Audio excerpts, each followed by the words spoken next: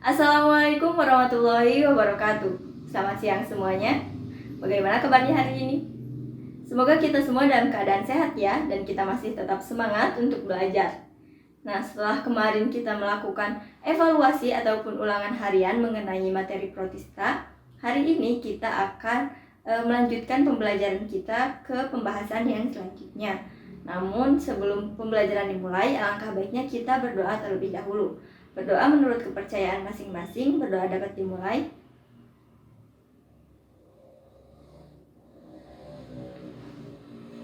Berdoa dapat dicukupkan. Selanjutnya, Ibu ingin mengingatkan kalian supaya mengisi daftar hadir terlebih dahulu di SPI, lalu kembali lagi untuk menyimak video ini sampai selesai. Nah, meskipun kemarin kita sudah melakukan ulangan harian, Ibu harap kalian tidak melupakan materi-materi yang telah kita bahas pada pertemuan sebelumnya. Jangan karena sudah melakukan ulangan harian kita tidak membuka lagi catatan kita dan kita tidak membaca lagi mengenai materi protista. Masih ingat kan, protista ini berasal dari kata Yunani yaitu protos yang artinya paling pertama. Sehingga protista ini diyakini sebagai organisme yang muncul pertama kali di muka bumi. Nah, selanjutnya ciri dari protista ini yang pertama eukariotik. Selanjutnya kebanyakan protista ini bersifat uniseluler meskipun ada beberapa yang bersifat multiseluler. Selanjutnya karena protista ini merupakan organisme yang paling sederhana, nah protista ini belum memiliki kemampuan untuk berdiferensiasi. Selanjutnya untuk memperoleh energi, protista ini dibedakan menjadi dua. Yang pertama ada protista autotrof yang bisa menghasilkan makanannya sendiri, dan yang kedua ada protista heterotrof yang tidak bisa mensintesis makanannya sendiri, artinya mereka tidak bisa membuat makanannya sendiri. Nah, untuk habitat dari protista ini kebanyakan hidup di perairan ataupun tempat yang lembab. Selanjutnya protista ini tidak termasuk hewan ataupun tumbuhan, tetapi protista ini dikelompokkan menjadi tiga, yaitu protista mirip hewan atau protozoa, selanjutnya protista mirip tumbuhan atau alga, dan protista mirip jamur. Nah, kalian jangan lupa mengenai materi tersebut ya. Nah, untuk hari ini kita masih akan membahas mengenai organisme eukariotik. Tapi sebelumnya, Ibu ingin menebak nih, kalian pasti sudah pernah makan ini kan? Yang ini juga? Ataupun yang ini? Tetapi Ibu yakin kalian belum pernah makan yang ini.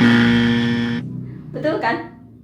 Jangankan memakannya, baru melihatnya saja kita sudah tidak berselera.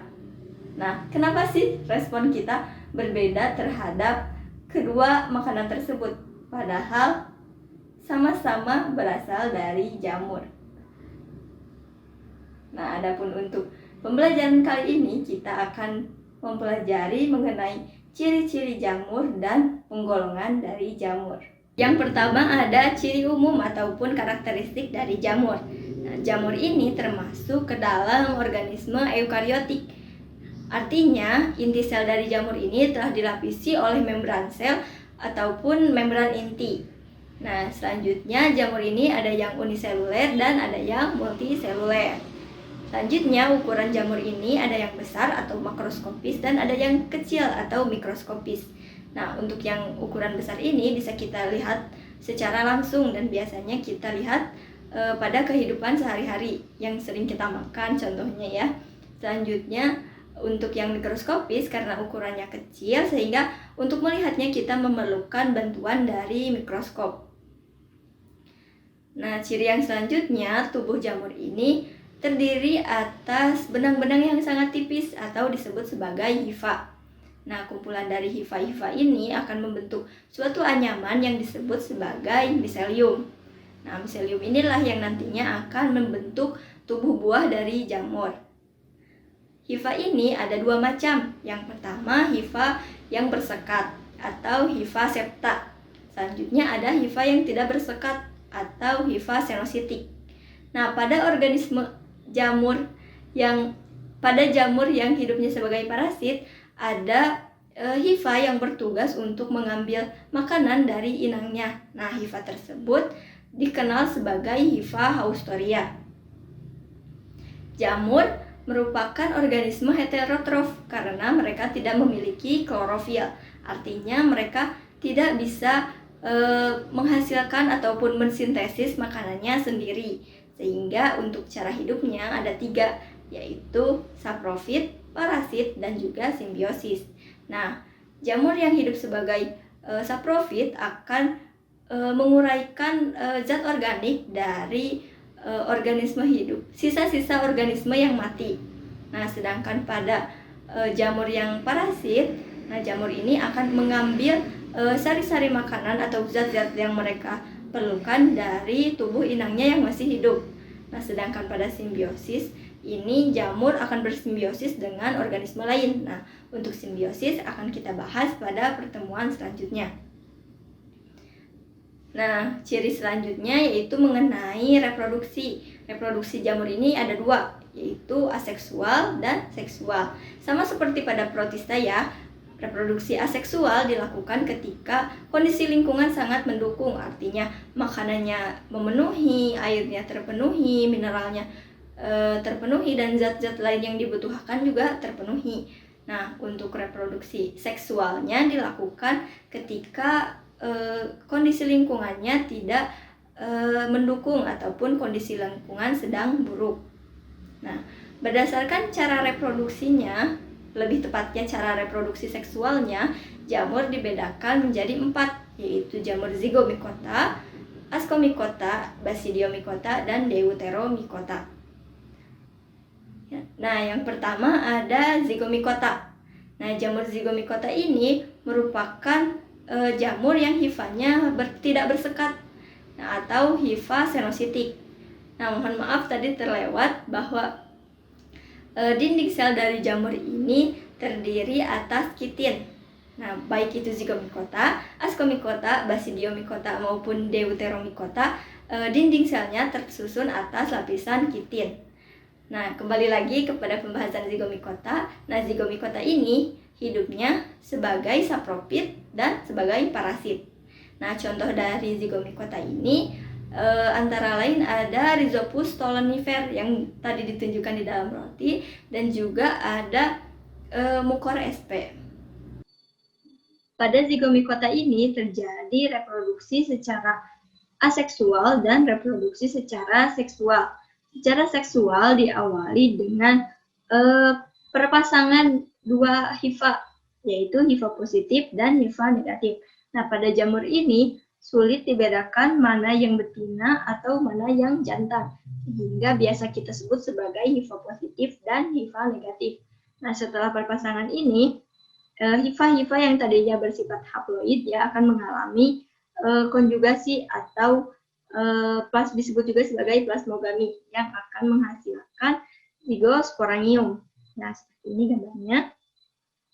Nah, setelah proses konjugasi, maka tahap selanjutnya adalah tahap karyogami. Nah, jika kemarin pada protista kita mengenal istilah singgami, maka di jamur ada istilah karyogami, yaitu peleburan antara 2 inti atau persatuan 2 inti.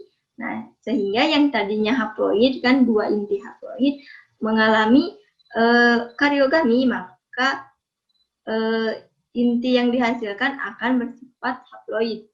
Nah, zigospora ini nantinya akan mengalami tahapan meiosis. Nah, kemarin juga sudah dibahas ya bahwa pembelahan meiosis ini merupakan pembelahan yang sifatnya mereduksi, sehingga yang tadinya diploid melalui tahap meiosis akan menjadi haploid kembali. Nah, menghasilkan zigospora. Nah, spora ini akan menyebar. Jika lingkungannya mendukung, maka akan bereproduksi secara aseksual, yaitu dengan menghasilkan sporangium. Nah, jika kondisi lingkungannya tidak mendukung, maka siklus reproduksi seksual akan kembali terulang. Nah, itu untuk zygomicota. Selanjutnya ada ascomycota. Ascomycota ini memiliki hifa yang bersekat atau hifa septa.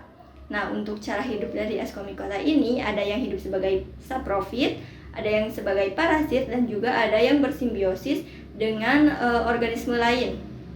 Nah, contoh dari Ascomycota ini salah satunya dari Aspergillum. Reproduksi pada Ascomycota secara aseksual dan secara seksual.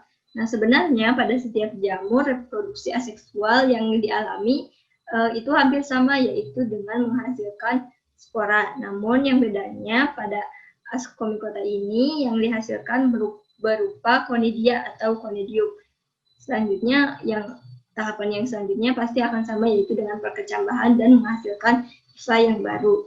Nah, untuk reproduksi seksualnya diawali dengan yang ini, mating type antara hifa positif dan hifa negatif. Nah, bedanya pada Ascomycota ini sudah bisa dibedakan antara yang jantan dan yang betina.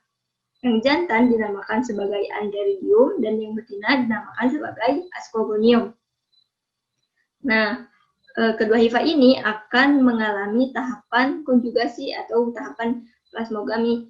Nah, tadi kan sudah dijelaskan ya bahwa dapat dilihat mana yang jantan, mana yang betina. Nah, itu dari asumsi ketika Antheridium memindahkan intinya ke Ascogonium. Jadi dari jantan pindah ke betina. Nah, selanjutnya akan dihasilkan jadi si hifa-hifa tadi akan membentuk suatu tubuh buah atau askokap. Nah, pada Ascomycota tubuh buahnya disebut sebagai askokap. Nah, pada ujung askokap ini terdapat suatu struktur yang disebut sebagai askus. Nah, askus ini merupakan hifa dikariotik karena memiliki intinya 2. Nah, inti di dalam askus ini akan mengalami kariogami atau peleburan atau penyatuan, sehingga yang tadinya bersifat haploid akan bersifat diploid. Nah, setelah mengalami kariogami, inti ini akan mengalami pembelahan secara meiosis. Yang tadinya diploid akan membelah lagi menjadi haploid. Nah, yang tadinya 1 inti menghasilkan 2 inti. Nah, pada Ascomycota ini ada tahapan mitosis, pembelahan mitosis.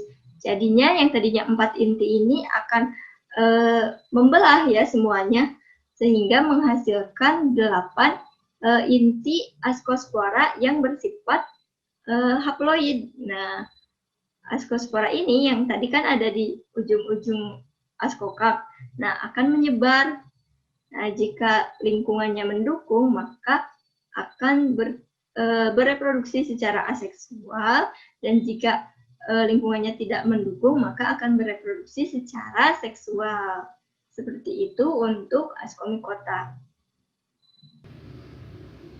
Nah, selanjutnya ada Basidiomycota.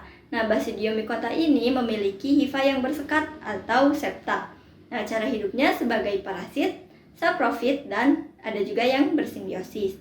Nah, contoh dari Basidiomycota ini ada Volvariella volvaceae atau jamur merang. Jadi Basidiomycota ini merupakan jamur-jamur yang biasanya kita lihat pada kehidupan sehari-hari. Nah, jamur merang seperti dan yang lainnya. Reproduksi pada Basidiomycota terjadi secara seksual dan aseksual. Nah, seharusnya di sini ada gambar reproduksi aseksualnya ya, seperti yang tadi. Nah, pada Basidiomycota ini, reproduksi aseksualnya sama dengan Ascospora, yaitu dengan menghasilkan conidium atau dengan menggunakan conidia. Nah, untuk reproduksi seksualnya diawali dengan perpasangan antara hifa positif dan hifa negatif. Setelah kedua hifa ini berpasangan, akan mengalami proses konjugasi atau proses plasmogami. Nah, yang akan menghasilkan hifa dikariotik. Nah, dapat dilihat kan bahwa Basidium ini hifanya memiliki sekat-sekat. Nah, pada hasil perpasangan, nah yang ini, dalam satu sekat terdapat 2 inti. Nah, hifa inilah yang disebut sebagai hifa dikariotik. Nah, hifa-hifa ini nantinya akan berkumpul dan membentuk miselium. Dan miselium akan membentuk tubuh buah yang disebut sebagai basidioskap. Nah, kalau pada ascomycota kan tadi ascocap. Nah, pada Basidiomycota disebut sebagai Basidiocap. Nah, pada Basidiocap ini, di daerah ini yang diperbesar, jika diperbesar seperti ini. Ada sel basidium. Nah, sel basidium ini berupa sel yang menghasilkan spora. Tadi kan hasil perpasangan masih bersifat haploid. Ini haploid, ke sini masih haploid karena belum menyatu ya, masih 2 inti yang berpisah. Nah, disinilah di proses kariogami atau peluburan inti, maka sporanya akan bersifat atau intinya akan bersifat diploid atau 2N. Nah, setelah mengalami kariogami, maka inti akan mengalami pembelahan secara meiosis. Nah, kita ingatkan bahwa meiosis ini merupakan pembelahan reduksi, sehingga yang tadinya 2N akan menghasilkan 4 basidiospora yang bersifat haploid. Jadi dalam satu siklus reproduksi seksual Basidiomycota ini akan dihasilkan 4 dari setiap basidium ya, akan dihasilkan 4 basidiospora dengan sifatnya yang haploid. Nah, spora ini nantinya akan menyebar jika lingkungannya baik atau mendukung, akan bereproduksi secara aseksual. Jika lingkungannya kurang mendukung, akan bereproduksi secara seksual kembali. Nah, untuk Basidiomycota seperti itu reproduksinya. Nah, selanjutnya ada Deuteromycota, di mana Deuteromycota ini merupakan jamur-jamur yang belum diketahui cara reproduksi seksualnya. Nah, kan di buku juga dijelaskan ya, bahwa dulunya jamur oncom dimasukkan ke dalam kelas Deuteromycota. Tapi ketika cara reproduksi seksualnya diketahui, maka jamur oncom dipindahkan ke dalam kelas Ascomycota atau dimasukkan ke dalam kelas Ascomycota. Jadi dapat kita simpulkan bahwa Deuteromycota ini merupakan kelompok jamur-jamur yang cara reproduksi seksualnya belum diketahui, jadi sebagai kelompok sementara. Sekian yang bisa Ibu sampaikan untuk pertemuan kali ini. Jika ada yang ingin ditanyakan, bisa dicantumkan di kolom komentar ataupun di grup WhatsApp supaya kita bisa berdiskusi lebih lanjut mengenai materi kali ini. Nah, hari ini kita belajar mengenai ciri-ciri jamur dan jenis-jenis jamur. Ibu harap kalian bisa menerapkannya dalam kehidupan sehari-hari. Jadi misalnya ketika kita menemukan jamur di pekarangan rumah, jangan langsung dibawa ke dapur, tetapi kita lihat dulu ciri-cirinya yang bisa kita lihat ya, identifikasi dulu apakah jamur itu bisa dimakan atau tidak, bisa dikonsumsi atau tidak, beracun atau tidak. Pokoknya kalian identifikasi dulu, jangan sampai kita asal ambil lalu dimasak di rumah. Nah, untuk tugas ataupun PR bisa kalian cek di fitur tugas atau PR di SPI. Nah, sekian ya mungkin untuk pertemuan kali ini. Ibu tutup dengan bacaan hamdalah. Alhamdulillahirobbilalamin. Wassalamualaikum warahmatullahi wabarakatuh.